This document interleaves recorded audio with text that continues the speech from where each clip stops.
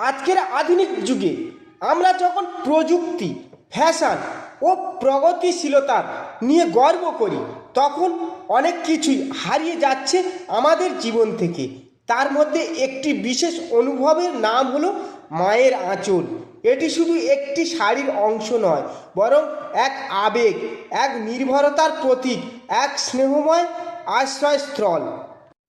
বর্তমান শহুরে জীবনে মায়েরা যেখানে শাড়ির পরিবর্তে জিন্স, টপ, সালোয়ার কামিজ কিংবা অন্যান্য আধুনিক পোশাক পরছেন, সেখানে আঁচল হারিয়ে যাচ্ছে ধীরে ধীরে।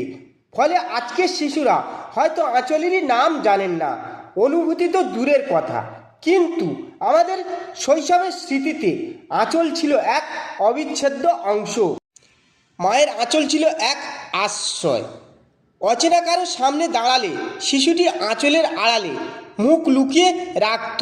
মা যখন ঘরে কাজ করতেন, তখন তার আঁচল ধরে দাঁড়িয়ে থাকা শিশুটি যেন দুনিয়ার সব ভয় ভুলে যেত। সেই আঁচলের একটি কোণ ছিল মায়ের হাতে বাঁধা এক চলমান ব্যাংক, যেখানে মা টুকটাক পয়সা জমিয়ে রাখতেন, যাতে শিশুটিকে মাঝে মাঝে বিস্কুট বা মিষ্টি কিনে দিতে পারেন। ঘুমন্ত শিশুটির কোলবালিশ হতো মায়ের কোলে রাখা আঁচল, আর মাথার ওপরে ছায়া দিত সেই আঁচলটাই। শীতের রাতে আঁচলই হয়ে উঠত শিশুর উষ্ণ কম্বল। বৃষ্টি বা ঝড় এলে আঁচল দিয়ে ঢেকে মা শিশুটিকে আঁকলে রাখতেন, যেন পুরো প্রকৃতির রুদ্র রূপ থেকেও তাকে রক্ষা করতে পারেন। মায়ের আঁচল শুধু আবেগের নয়, ছিল বহু ব্যবহারিক দিকেও কার্যকর। উনুন থেকে গরম পাত্র নামানোর সময় আঁচল দিয়েই সেই পাত্র ধরতেন মা। শিশুদের ঘাম মোছানো, নাকের সর্দি পরিষ্কার করা, এমনকি কান মুখ পরিষ্কার করতেও আঁচলই ব্যবহার হতো। টাওয়াল বা রুমাল তখন অনেকের ঘরে থাকতো না, তাই আঁচলই হয়ে উঠত সেই কাজের উপযুক্ত জিনিস।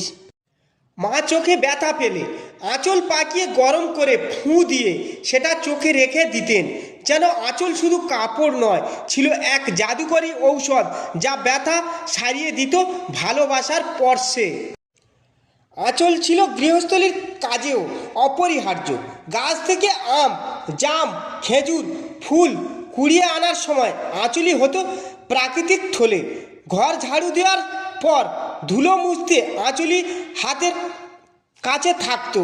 কখনো আঁচল দিয়েই মাটি থেকে কিছু কুড়িয়ে এনে তুলে রাখা হতো, যেন প্রতিটি কাজেই আঁচল ছিল সহায়ক। মায়ের আঁচল দিয়ে মুখ মুছে দেওয়ার পর যে ভালো লাগার অনুভূতি আসতো, তা বোঝানো যায় না, শুধু অনুভব করা যায়। মনে হতো এই একটি আঁচলের ভেতরেই পৃথিবীর সব সুখ, সব শান্তি, সব নিরাপত্তা লুকোনো আছে। আঁচল মানেই মা, আর মা মানেই নিঃস্বার্থ ভালোবাসা। আজকের শিশুরা মোবাইল ফোনে লিপ্ত, তাদের মায়েরা কর্মব্যস্ত, সংসার এবং পেশাগত জীবনের চাপে তারা আর আঁচল ছাড়িয়ে সেই প্রাচীন মাতৃত্বের রূপ ধারণ করতে পারছে না। শাড়ি এখন উৎসবের পোশাক মাত্র, দৈনন্দিন জীবনে তা হারিয়ে গেছে।